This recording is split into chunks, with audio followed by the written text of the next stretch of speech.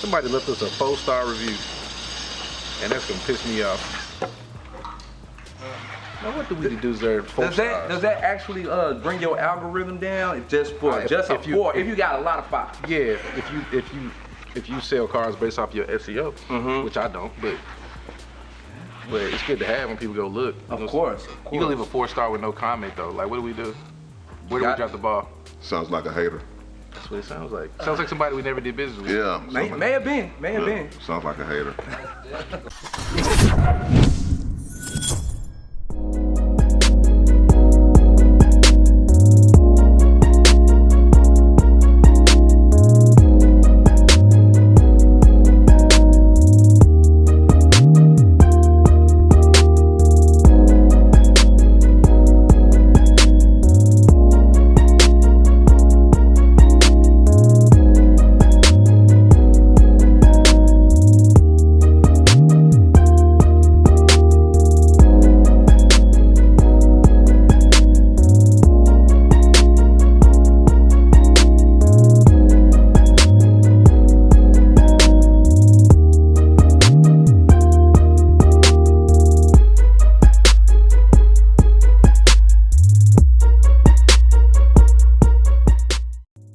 Welcome into Pain in the Game, Whip Game Edition.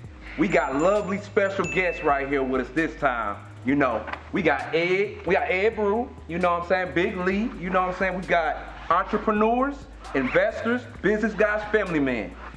Invited said, man, tell us about y'all makeup, man. Where you from? So I'm near from Choctaw, near Mobile, Alabama. Dealing with spokes and vogues. You know, we've been around about 5 years now, and just expansion to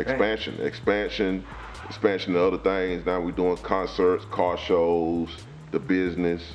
You know, we're rolling with Ed, we're doing business with Ed. So kind of just putting on for the city, putting on for the state. Man, shit, you going 360 all the way full board around. Yes, sir. I like that, man. Sure, Yes, hell, not a lot of people can say they can boss up like that. Yes, sir. Yes, sir. Yes, sir. Yeah, so we do classic cars and consignment sales, a little bit of recon, a little bit of retail, primarily social media based, transport, financing, anything that has anything to do with auto sales. We try to have our hand in that. Really, man, that is, you can't really put a marker on that, man. If you touching anything in this base, you gotta come see these guys right here. Like, well, I'll tell you like this. Bring us your background. Bring us your background. You said you came from Mobile. You came from? I'm from Chicago. From Chicago originally? Yeah, Chicago, Illinois. Came down here for school. Loved it. Moved to Atlanta for a little while. Been in the car business. A lot of people think I just got in it with classic cars, but been in the car business like 20 years. 20 years? Yeah, I was a senior vice president of a company. I managed 74 dealerships. So I decided one day it was time to do my own thing. So here we are. Oh man, shit, man, you really can't put a tab on that, man. I swear. And I'm one of Big Lee's best customers, man. Big spender, big tipper. Yeah. Big spender, big tipper. Hey, I was just finna get into that. Why did y'all come to this lifestyle? To be honest with you, I kind of led into my segue of like, how did y'all get into this? Like, I'm gonna say this. It just. Did it choose you? I grew up in it. Like my uncles and my pops and all them, all they rode was Vogues. That's all they rode, Vogues, Spokes, all that, Cadillacs, Lincolns. So it's kind of like was just bred into me to go into this path. You was like inherited into it. Yeah, I was inherited into it, man. It's like it's in me. You know, I don't know no other way. You feel me? Yeah. It's a lifestyle for you. It's a lifestyle. Yeah. You can't even beat that, man. You know what I'm saying? How about you, Ed? So a lot of it for me was just the cars that we grew up driving. So when I was a teenager, my first car was an '84 Colors. So being a kid in Chicago, we would hit the South Side. I actually grew up south of Chicago. We hit the South Side, 79th Street. Right. Tough area. Yeah. Well, I mean, you don't know it's tough when you in it. You just kind of you of it. So we ride down 79th Street and have a good time in 84 Cutlasses and Regals and Monte Carlos and listen to everything that embodied that kind of culture and that kind of music. So for me, it was really natural to get into it. Plus, when you're dealing in cars, you don't want to be competing with the large franchises. This is a niche-based business, so I think that it's easier to make your way in it. Well, I mean, and then you kind of like was gonna go into my next question. I was gonna ask you, what was your first car?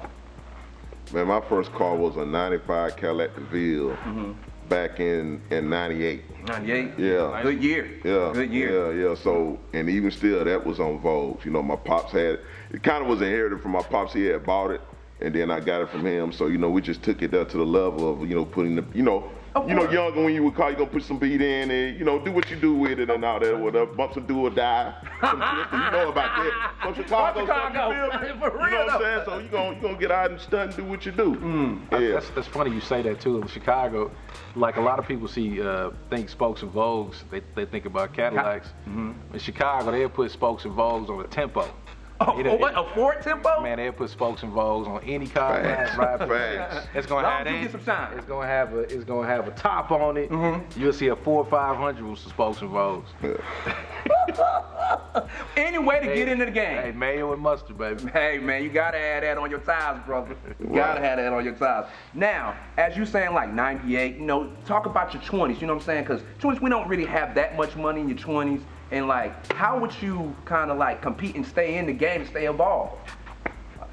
Man, so in my 20s, I guess it kind of happened of just being like one of the first people here to actually put some swangers on a Lincoln.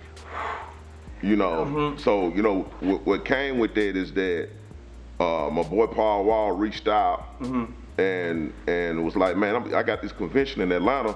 I'm gonna be driving through, I'm gonna pull up, you know. And this happened back in like 15, 16 here in Huntsville. If you can remember, I don't know if you remember or not, he came through, Zilla remember, ask Zilla about it. Zilla remember. He came through and it was on some like, damn, Paul Wall, what the hell he doing here? You know what I'm saying? So we riding around the city or whatever, but actually that was around the first time we around that time, right after he came, they linked and did a song. Yeah, I remember that song. Remember the song? I remember that song. Yeah. Y'all shot a video to it Red and Wrong. Yeah, shot a video to it and everything. And actually June Fest started around that time. So you see how everything aligned, the cost stuff that started building from that. You see? Now when you link, you have to be well connected. As you said, he had Paul Wall and brought Junebug in together. Right. Mixed with Zilla, man. Shout out to you, Zilla. How about you, Ed? So my journey into classic cars wasn't as in the 20s. Wasn't as clear cut. I had like new old cars, if that makes sense. So like in my 20s, I had Explorers. I had a 96 Impala, you know, 2003 Marauder, which we were just talking about the other day. Right. So that's a tough car. Yeah, my cars were a little bit different. I didn't get into old cars until probably I started really messing with these. My first car I really wanted, it was a 72 Buick Riviera that was across the street from the park that we used to play at. A gentleman named Mr. Kennedy had it. He called it Butterfingers. So everybody was like, ah man, I want Butterfingers. And so when I got older, I actually went to pay my respects to his wife had passed, and they opened up the garage and I seen the rib and I'm like, oh man, it's Butterfingers. Yeah. And I'm like, I gotta get one. So that's kind of how I got into it. I ended up buying a rib because of that story. And I sold that first rib made a couple dollars. I was like, man, that was a great flip for me, you know what I'm saying? So it led you into something. That was the first car. If you look on Rolling Museum's page, the very first car is a 72 Buick Riviera. So. And that's a homage. Homage to Butterfingers. Yeah, to Butterfingers. So that birthed Rolling Museum. That was it. Man, that's dope. That's dope. That's dope. See these game and all these jewels just getting dropped here? That's dope. You know what I'm saying? So, as you saying that, like, so what attention and what satisfaction do you get from something like that? Like, as soon as you pull your car out, as you said, I made my first sale. Now that you have your first sale or your first car, what satisfaction do you get from it? For me, it's really not that, man. Like, in this, all of the thrill in classic cars really doesn't come from selling it for me. It comes from finding them. So finding the hunt. Anybody that can tell you there's any kind of hunters, anything like fishermen, a lot of them catch and release. It's not about really the actual kill. It's about finding them. So that's where I really get more of my thrill of, like, my only job really here now is kind of just buying. That's all I kind of really do. And for the rest of it, it's automated through my staff. They kind of handle it. So I just put my little flavor on it with the music, and then other than that, that's really Well, you know what I'm saying? As you being the face and the head of it, and you having great staff to make everything roll for you, we at Rolling Museum, so you know, that's a great segue because I love the way you're moving your business at this point in time. And I have to commend you fellas, to be honest. You know? So, in that kind of like regard, I would say this. As you guys are business owners, what are the dirty things that y'all have? I mean, not dirty. What are the things that people that don't see, like the day-to-day operations? The people, the things that they don't see. I know. Well, you know, and I'm sure Ed can get this. You're going to get a lot of calls and you're going to get a lot of pump faking. Most definitely that. Most definitely that. Yeah. I'll probably answer 300 to 400 messages on Instagram a day, not just TikTok or Facebook or telephone calls or like, and half of them are like, for me, the frustrating part as a business owner, you can do everything you can to put things in place for the customer to have a solid experience, to experience your company well. Right. And people won't read. Like, how much is the price of the car? Reading is fundamental. Like, there we go. When I see how much is the price of the car, it's probably one of the most frustrating things that you can see. How much is that worth? I mean, how much is it? And I'm looking at the picture, and I'm going, how much is the price of what? Like, right. Like did I miss it? Like, it's on the picture. Yeah. Are you blind or something? Yeah, or what kind of motor does it have? And I'm like, damn, we wrote this caption out. We got a website for them to look at. We got YouTube for walk around videos. Like, what else can we do in order as business owners? So for me, that's a little frustrating.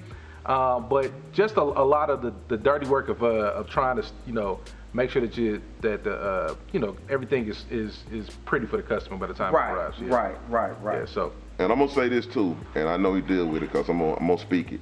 You know, you're gonna get a lot of people that's gonna send you the messages. They're gonna have stuff to say. Obviously. And then you just gotta, handle it professionally. And sometimes you wanna be on some, yeah. But you just, when you're growing business, like Rolling Museums and like we are, you just gotta keep it professional, move humbly, and then address things, the right way. Accordingly, because you still want to keep yourself at a upper echelon, you know what I'm saying? Correct. Because you don't know who you're going to deal with down the future. At the end of the day with us, I know, and speaking of him, it's about the customer service experience. Providing excellent customer service. And as being black men, how important is that to you guys? As being black men? It's very important. Yeah. It's very important because people, unfortunately for us, have a preconceived notion of how you're going to do business. Right. And I remember early on, it was a Spanish dude. He actually bought 2 cars from me. He was like, man, you should send me all your stuff for consignment out here in Cali. And I'm like, nah. He was like, well, it's going to be hard for you to market it out there. Just do business as a black man. And I was like, well, I feel confident in my ability to, that at the end of the day, my customer service will supersede any kind of prejudice that somebody might have. And if they do, it doesn't prevent us from doing business. You know what I mean? Well, it hasn't to this point. Okay. I'll say that. And then as he's kind of alluding to, dealing with people online, I mean, everybody's gonna have an opinion about what you're doing or how you do business. And a lot of times, I'm gonna tell you, if you jump on my page with me cutting up, I'm just gonna block you. I don't even argue with people. At this point, I don't cut up with you. I'm not gonna go back and forth. Man, my block get Matumbo. I just block. Not in my house. Yeah, because I don't want my customers to get on there and experience. Have a bad experience because somebody on there being belligerent or something like that. Yeah. It's just not what we looking to have happen. Yeah. Of course, you're gonna get those people that gonna say racial stuff, racial comments, and just say anything to try to bring your business value down. Like, so I really don't even really be on. I got a couple of people like running my pages, so I let them deal with it. So, but their instructions, they know that you come on there with rah-rah, like you said, you're blocked. We ain't gonna even entertain it. Might as well be, because at this point in you guys' lives, man, you way past that bullshit. Right. You gotta be past that. So, as that being said, like, what's the pain of the beginning of starting up a company? Like starting this, like everybody's got some pain when you starting something. Bro, this Rolling Museums didn't start in how people view it. Now it started in the driveway. It usually always started in the driveway, then it went to the storage. You know, it was 108 degrees outside. You under the blacktop taking pictures of cars, like, you know, and it was a bit of a, for me, as a transition, because, you know, I came from being senior vice president to being going back to doing something for you at the local. To try to changing tires, to pushing cars, to doing whatever I had to do in order to present vehicles in the fashion that they needed to. So for me, it was a challenge. So like when I'm sitting in here now and I have the ability to get some, you know, get some help, I'm really appreciative of it, because I remember what it was like in the beginning to not have that kind of, help, rather. I get that. It's kind of like going from being from the top. It's kind of like you being in the military. You broke yourself all the way down to build yourself from starting from a private, superseding yourself all the way up to an officer's rank. You know what I'm saying? Because you had to be able to do all the low-level work to achieve to where you're at now. Yeah, for sure. Most definitely. Several times. Of course, because it ain't just gonna happen just once. No. It's gonna be a series of problems, and in future form, more to come. So you know, yourself. So with me, it basically was starting with June Fest. Like we all came together back in 16, 17, and a lot of what I'm doing spanned from that. Right. So, and everybody know that was a part of this and been following and know it was hard. Like we started off at Low Mill, and even I remember being out there. Yeah, you remember Low Mill? I remember Low Mill. The structure was off. Everything was off. Whatever you could thought went wrong, went wrong. Happened. He was there. Yeah. It was Murphy's Law, guys. But we learned, we grew from it. All of us individually moved on and grew businesses outside of that, dealing with car stuff. Of course. So, you know, luckily it's just, I went on the spokes and folds side of things, and we were just blessed to get like a lot of high profile clients out the gate.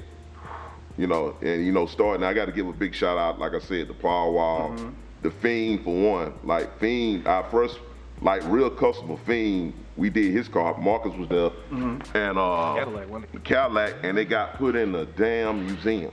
And we didn't even know it.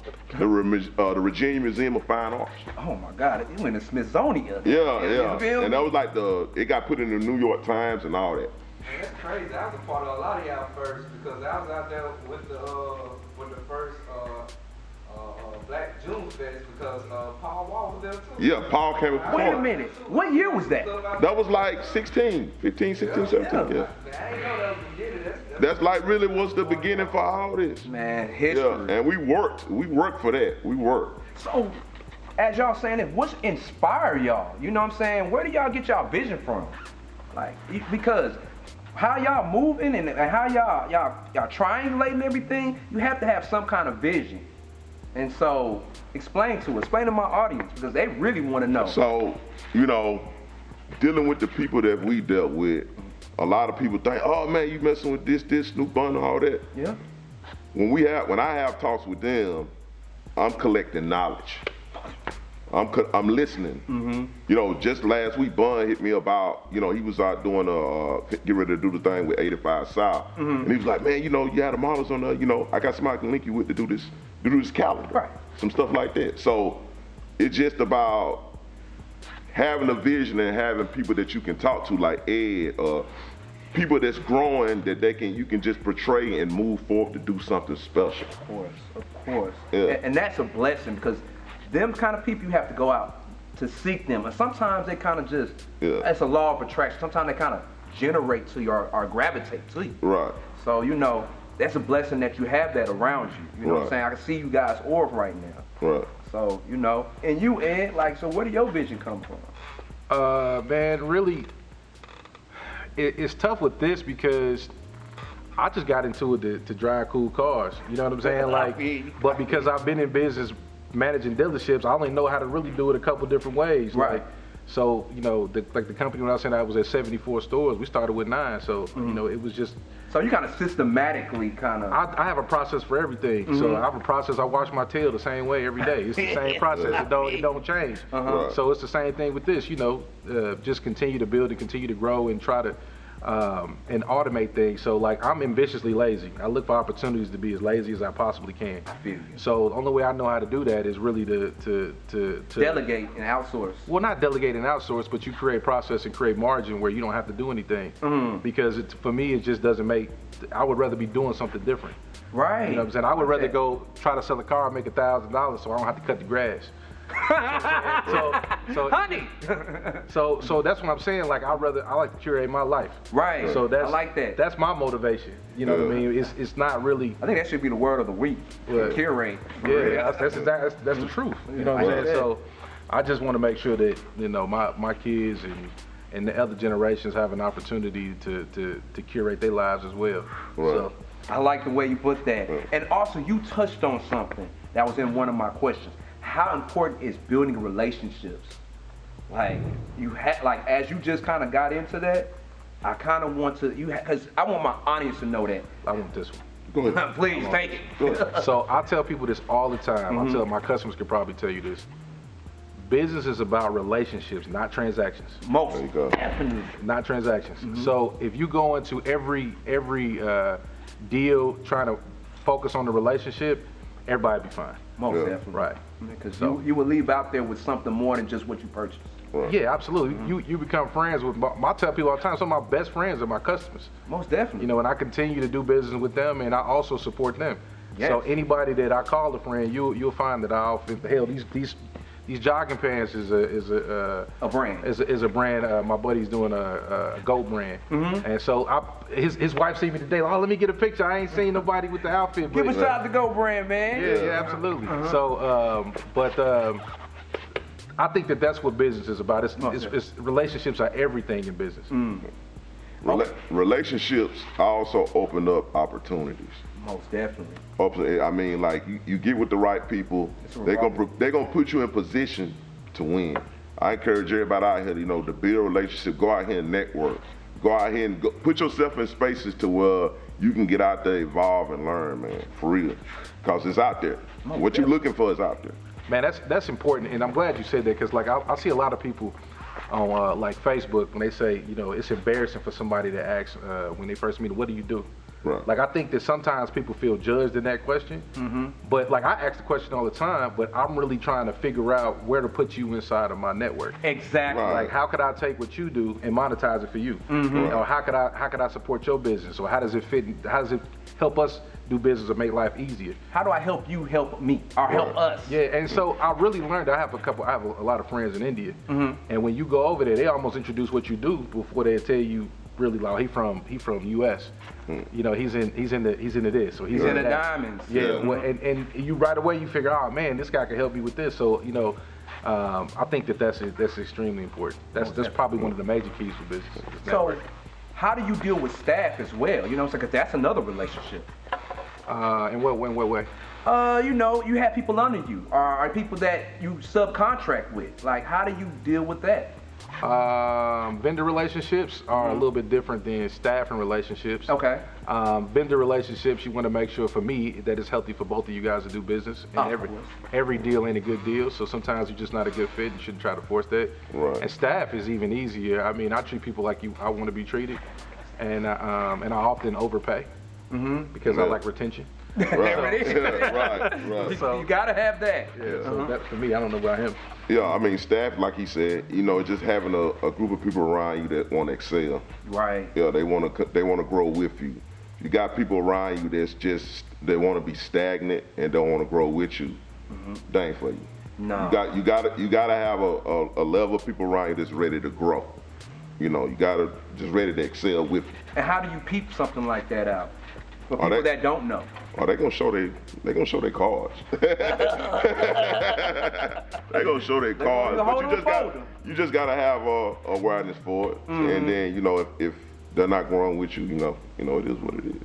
Yeah. And that's a trait that a leader should have. You gotta know how to peep, people that want to grow. So I commend you guys on that. All right. So clients, as you guys said, what kind of type of clients do you guys kind of like serve? Like, what kind of clients do y'all guys bring in, or like, what attracts clients to you guys? me and Ed, I guess for both a general consumer and high profile. You know, and you got different ways you deal with all type of clients. You know, you're gonna have some that's needed, gonna call you every day until it's done. You're gonna have some that's just gonna, you know, they're gonna be relaxed, and you know, you can just fulfill what they're looking for. And you're gonna have some that's in between that's gonna do both. You know, so you gonna get it from all across the board. All across the board.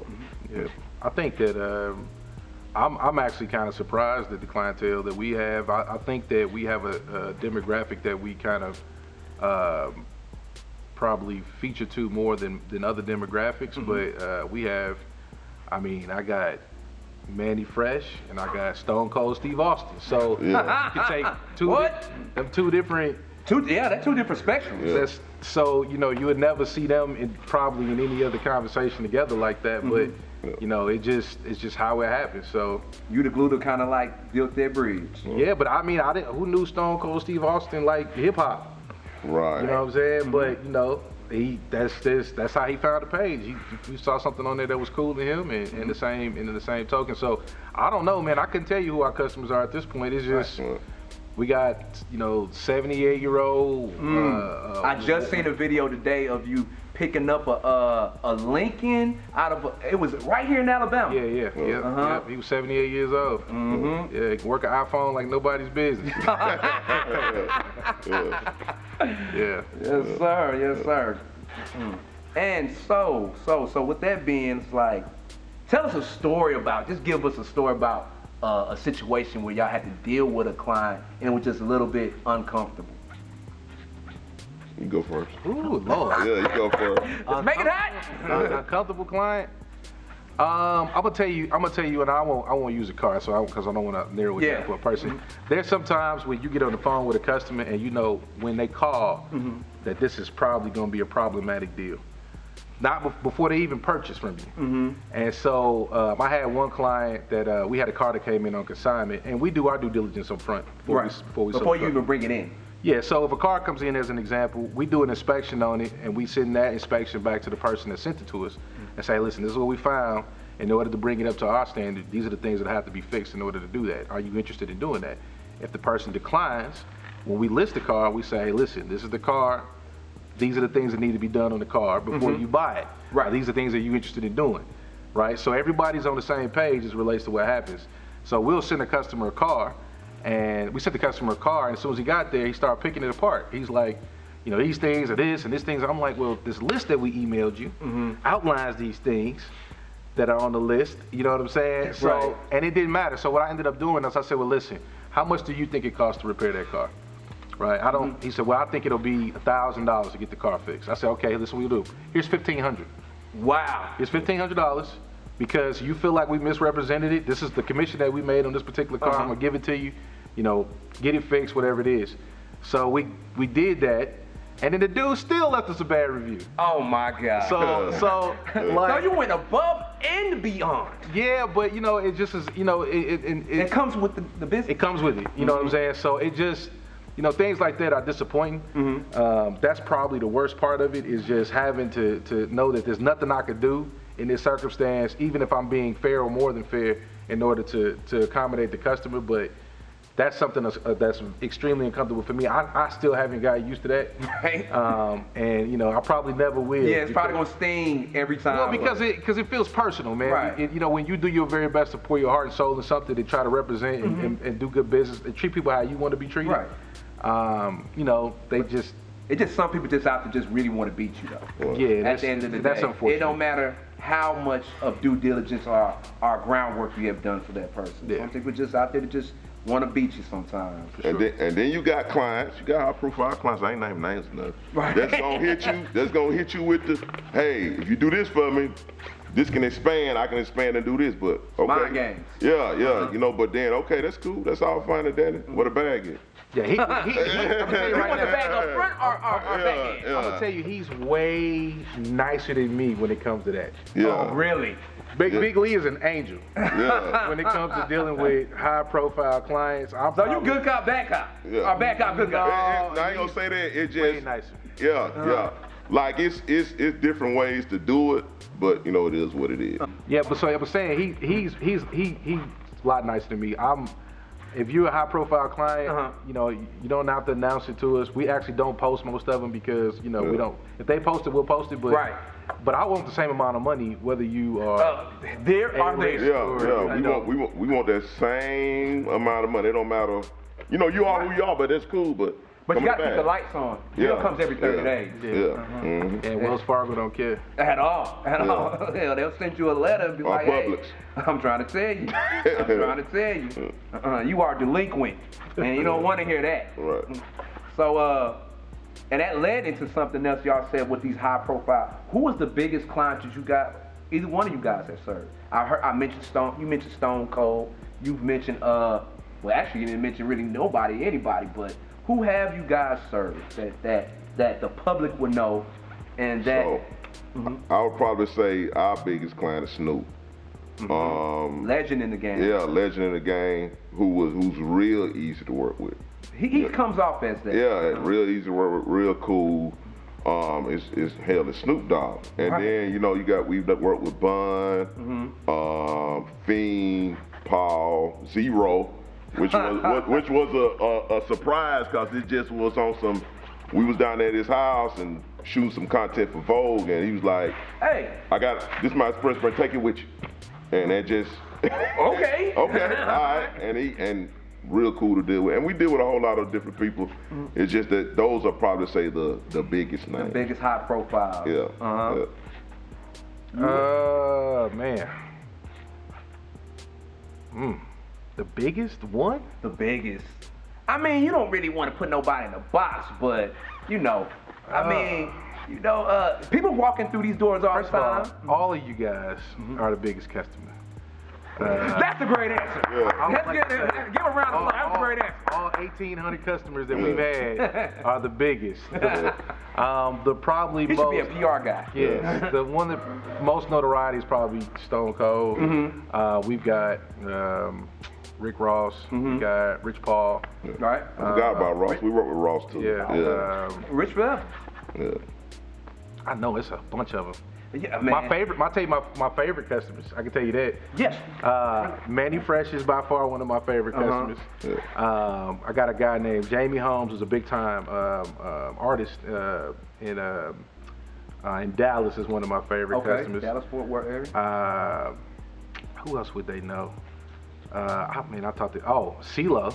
Oh, CeeLo. I talked to CeeLo probably. Green? Or are you talking about? CeeLo Green. Okay. Yeah, I talked to CeeLo probably 3 times a week. CeeLo is hilarious. He comes off as that. So he's one of my favorite customers. He's brought 2 cars from us. Montrezl Harrell from the Sixers. We got Nate Burleson. Right. Man, it's a plethora. Yeah. Man, the Lyle Collins from the Cowboys. Yeah. But shout out to him. Yeah. I'm sure we got some Niners too, man. We got, well, you know, we're going Super Bowl bound. I'll be there. Yeah. So those guys. I got to do it on the Chiefs. I'm not gonna tell you. I'm a little nervous. But you know, he's a ball player too. Come on now. Hey, hopefully if you watch this, you get your first Pro Bowl this year. I've been teasing him about it. So, yeah. We rolling with Chase Young. Okay, y'all we rolling with Chase Young. We rolling with Chase Young. Y'all can do that. I ain't even mad at y'all. Yes, sir. Now, as that being said, as you guys serve these high profiles, Killer Mike. You can't forget about Killer Mike. Love Killer Mike. Yeah, Killer Mike's one. Killer Mike gonna see this and gonna be like, how come you ain't mention my name, man? Yeah, I'm sorry. As y'all mentioned these high profile, people that you guys dealt with, well, you guys got recently recognized for it. You got recognized for it through Huntsville, Alabama Times, right? And y'all got a segue, a mention that said, hell, they brought Snoop Dogg down, and tell us about that. How did that make you guys feel? Man, it's humbling, man, just to be able to get acknowledgement like that from something like that, an entity like that. For them to reach out and do this like the second run, they did that, and that actually happened just off a story I put on, just saying we got Snoop's Huggy Bear Starsky and Hutch car. So for them to just reach out and do that, it's humbling.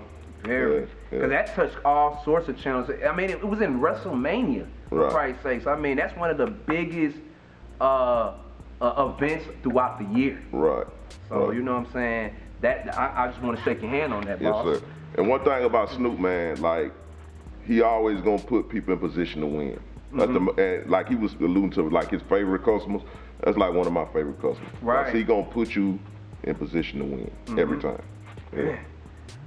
And you can't be blessed or be thankful enough and when you have somebody like a Snoop that's willing to help out. Right. And then you have the opportunity to pay it forward yourself. Right. Like with just blessing people around you. Right.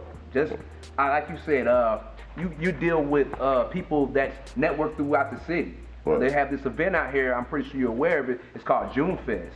Right. And I see how that has took on a life of its own by what you guys have done.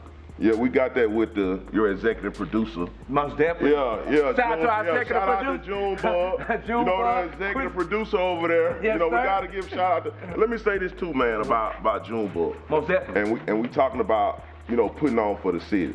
One thing people might not know is that any car show coming up in this region, anything going on, one thing about it, you're going to see Junebug there. Most definitely. One of the hardest working You're going to see one of the hardest working cats I know. That's why we vibe, because we're always trying to work. Most. Yeah. I could definitely goddamn put 10 toes down on that. Yeah. Stand on business with that one. Yes, sir. Yes, sir. How about you, Ed, man? Like, with the question of, you know, with your rolling museums, you know, you're kind of high profile too. I think you were mentioned in the news headlines too as well, weren't you? No, I don't think so. If we were, we may have missed it, but that's not to say it didn't happen. Oh, okay. Maybe I need to go ahead and do my research more on that, but it's coming. Yeah. It's coming. Yeah. Most definitely, it's coming. So now, and let me say something about that. Okay. Ed done been out on the news. He done been on the news. He's a yeah. I'm trying to tell you, he done been on there. Yeah. His clients, cars and stuff that you done seen, I'm pretty sure on platforms like ESPN or whatever, because like I said, he got, you feel me? Of course. Yeah. Of course. So he being humble right now, but yeah. I know Ed, man. Rolling Museums is a damn force. Most definitely. I'm telling you. One of the biggest. Yeah. I've hung out in the barbershop with this guy. He's humble, but he's got jokes. Love him for that. Love him for that. Man, so with that being said, man, so where do you guys see the culture going in the next 5 years? Car culture. This is the thing that I think that is one of the biggest what pushes the culture is really music.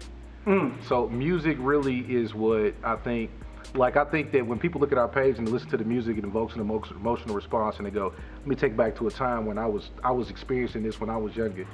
So I think that for me is really gonna dictate a lot of the tempo of where things go. Like I like some of the new guys that rap about old cars as well as some of the old music that does that.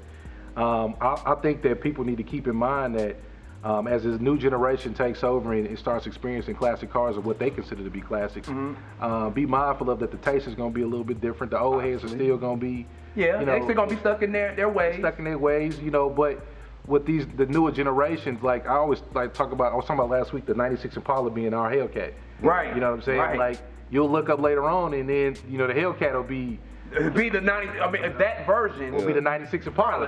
There we go. You see what I'm saying? So I think that we just need to continue to allow them to evolve and let them figure out what it is that's going to be urban legend for them. So that's where I kind of see it going, and just you know, wherever the music takes us, and really what, you know, what's the cool thing to have.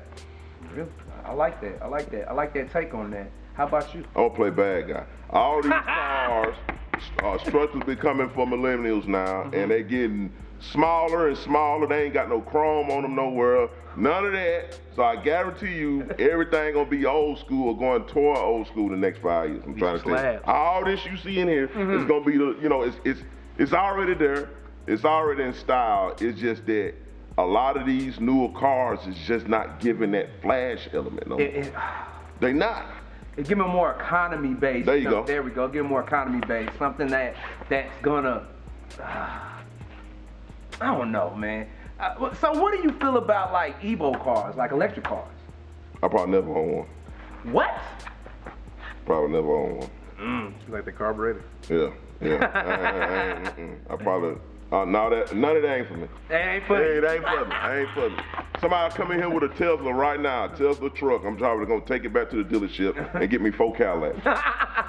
We'll trade one of these for 4 of them. Yeah, 4 You said you Cadillacs. like That's my mentality. I feel you. I can't even deny that. Yeah. Evo cars. My wife has one, so I hate it. I ain't gonna lie to you. I hate everything about How's it. the light bill?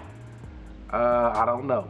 I don't get a chance to see it often, but I'm sure it's impressive. But no, I'm not a fan of it, man. I can see the value in it for some people. For me, it's just not really my feng shui. I like big slabs and big, I got a GMC Yukon XL. Right. And that's a big boy. Yeah, and I'm about to buy F-250 tomorrow. So until they start making them electric, it ain't for me. I like diesels. I like carburetors. Mine smelling like gas. I'll just be scared you're gonna be riding around one of them cars and it turn nighttime and it just stop. Or it rain and it just stop. You know what I'm saying? And then all this charging station stuff and all that. Now, I invested into it. I invested into it. I invested into like 3 years ago. Right. But I don't want to see like what you just said. Yeah. Like say for instance, it's like say at night and I have to charge it or I have to go a long distance and I can't find a charge station. Yeah, I can't. There was some people that got stuck at a charge station. It was about like 20 people that got stuck at a charge station because only one charger out of all of them worked. And it as well, in the future, they also say that if you drive one of those electric cars and stuff, if the police want to pull you over, or if you got something going on, they can put the stuff in the car and send your ass straight to jail. Oh my God. Oh man. I did. Say that you get your car repoed. The repo man gonna get out of service because the car gonna repo itself. I did see that on the article. You see that? That's what I'm talking about. That right there, what you just said. The car will drive itself directly to the dealership. No, I'd rather just take something that's gonna tell me low fuel and I still got about 25 miles to go. I know my car. I know my car. Yeah, I'll take that. Yeah. All right then, all right. So I got this game. It's called Put Me On Whip Game. You know what I'm saying? They're choice or questions. And I'm just gonna play this game with you guys. And see how y'all, and you can spend a little time on it, but just gonna ask you a few questions. First one being, what would you rather have? 72 Cutlass, 72 Chevelle, or 72 Pontiac GTO? Puzzling, huh? That ain't no question for me. Oh. That's pretty easy. I'm gonna pick the Cutlass. Okay. I'm a huge fan of that. That's my favorite A-body personally. I owned one at one time. Yeah, 72 Cutlass. I'll probably ride with the Cutlass too. Okay. And tell us why. Just I like the styling of the Cutlass better. I mean, the Chevelle is worth more money. Okay. The Chevelle is definitely worth more money. Not 72 GTO. He said 72. The executive producer y'all gonna be here for quite some time. I'm gonna say Cutlass because we got a lot of clients, man. It's just something about when you throw them set of spokes and rolls on that Cutlass. It's something. It's a different feeling. It hit different. Yes. It hit different, man. But I had some. It's an urban legend. It really is. It really is. I think Nelly probably popularized it. Yeah. But that car right there is a pillar to the community, if you ask me. In our community, for sure. Yes. That's what it's about. Yeah. Well, and it's gonna lead it to the next one. Oldsmobile, Chevy, or Pontiac? Chevy. we a Chevy family over here. Chevy. Chevy got too many hits. Oh, they do. They got way too many hits. They do. You see, I left Ford out, guys, for a reason. Yeah. See, I left Ford out. I ain't mad at Ford, but we ain't mad at him either. Listen, Chevy got way too many hits. Man, name some classics, man. You got Malibu, Impala. Malibu, Chevelle is a Malibu. You got the box Chevy. You got a Caprice. A black man's. You got a Donk. Right. I mean, they got the Silverado. You got C10s. I mean, they got too many hits. Right. Corvettes. You got too many hits. Back to back. Right. Another one. K5s. There's too many hits. So I'm assuming Chevy. Yeah, I guess out the bunch, but I'm a Cadillac Lincoln man. I should have. There we go. You can't go wrong with old Cadillac. Yeah, can't Cadillac go Lincoln, like man. 4 flats. Yeah. Yes, sir. Yes, sir. Okay. My next one. Hard top, rag top, or no top? No top. No top. Oh shit, hell. Okay. I guess y'all pay me for the summertime or something. Yeah, no Or would you top. do it in the wintertime? Would you let your top back in the wintertime? Probably won't even see the winner. Yeah. I ain't let my car top up to 4 months. 4 months? Nah, it's sitting over in the it's sitting in the garage with the top there. Just to let you motherfuckers know. Just to let them know. Matter of fact, I think the last time you put it out was the parade, wasn't it? Yep. Yep. The homecoming. Yep. Yep. Waving his hand. Yep. All right, our next one. 84s, Daytona spokes, or a high class brand rim? Days.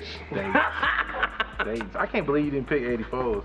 That's what I thought he was gonna lean to. Big lead. Here's the thing though. 84 swing. Here's the thing though. 84s is dope. Don't get it twisted. We got a huge following in Texas. Most definitely. And I love it. But it just Days, man, it's just I don't know. It's just something. It's just something about it. Yeah. Days nationwide. Days nationwide. Yes. Yeah. I mean they stretch in every region. Yeah. In every From region. 14 Everybody can relate to 14s that. and 15s in Cali. You can't really beat them. Florida. Especially they true Daytona spokes, right? Yeah. How much is 24 in Gold. Gold 24 in Right now, you looking at probably about 18 to anywhere between 18 to 20. $20 bucks. I remember back in the day. Ask the question, so I don't think people heard you, man. Ask them the question, how much today? Let me ask you guys a question. Since our executive producer had to really let us in on this one, how much do a set of 24 Daytona spokes cost in today's time right now? Gold, about 20K. 20K? Boy, that'll break somebody's spirit right there, 20K. But I guarantee you, if you take them wheels and you put on that box, you put on that lat, or anything around here, there's nothing nobody can say to you. You killing the car show? So what? Are you killing the car You show? gonna kill a car show. Because of that. Ain't nothing to talk about. Ain't nothing to talk about. Pay the cost to be the boss? You got a 20 grand accessory. Right. Yes. Well, I would say that's an asset, but it could be more of a liability if you curb them hoes. You don't curb Dayton's. Yeah. Because most of the time they trucked in. Yeah. You're not driving no Dayton's. Yeah. Because at that point in time, just to kind of put it out there isn't a per se Vogue for those right now. Right. 22's a lower, right? It's 22s or lower, but there's no Vogue, real Vogue for that right now, low pro. We're working on it, but it's just not available now. So you're gonna have the tire that's gonna have like custom striping on it or whatever. So the more you move it, the more that can affect the striping. So most of the time, when you see something like that come in, it's trucked in. They're gonna pull it off and that's it and put it right back on the truck and leave. Well, for 20 grand, you better. You better. Yeah. Oh, That's man. what I don't need now. You gonna curb something? Nah, I ain't got no trailer queens. These boots made for walking. And that's what they'll do. We gonna drive everything we got. Yes, sir. Yes, sir.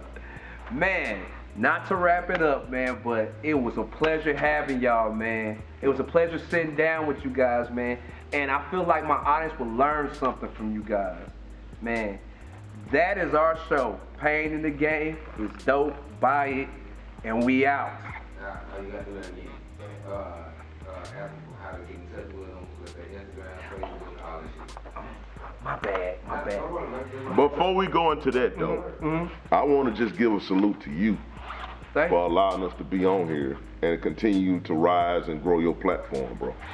Absolutely, man. Thank you for having us. Thank you, bro. Thank you. It was more of a pleasure. Yeah. I was more of a pleasure. Yeah, and so, I did forget. I had a couple questions. Oh, that's right. For Spokes and Vogues. Let's man. go. Let's go. Who is your biggest Spokes and Vogue customer in Huntsville? Rolling Museums. That's a good question. I don't know if we are or not. But who's your biggest in the state? Who's bought more wheels from you this year than anybody else? Let's see, in the States, Rolling Museum. Okay. So I'm two for two. Yeah, Rolling Museum. Okay, all right. This guy's perfect. Right. Yeah. So what we got to do to be official sponsors, man? Like how do we get to we can be official spokes and Vogues? How many wheels do we got to buy? Before we turn this, so we finna answer this. Whites only five. So we finna answer this right now. Exclusively right now. However y'all want to see it, there is a sponsor. Yeah. There is a sponsor. Yeah. Because we just brokered a deal on painting the game. Hey, Spokes and Vogues. Send the boys on in here. Hey, Send send them on on in through here. it. Spokes and Vogues and Rolling Museum event coming soon. Mark your calendars. Mark them Right? down. all right. Yeah. Finally, man, we You see glad. it right here. I'm glad. Listen, Listen, that's giving them the blues. just sitting around the warehouse. Man. Yeah, giving them the blues. Yeah. You find them right here on Painting the Game. We just brokered a deal over here exclusively. and we out. Now the tag. Tell us, where can we find you guys at? Xspokes_N_Vogues and Bigly_Spokes and Vogues on Instagram. Facebook Spokes and Vogues. Facebook Lee Adams. TikTok Spokes and Vogues. I mean, once you put in Spokes, it's gonna pop up. That's gonna pop up Yeah. on all platforms. Yeah, all Yeah, platforms. we just rolling museums. Just Rolling Museums, all platforms. Yep, rolling museums. Museums. Well, that's where you can find these guys. It was a joy and pleasure to have my guests with me. And we out, man. We out.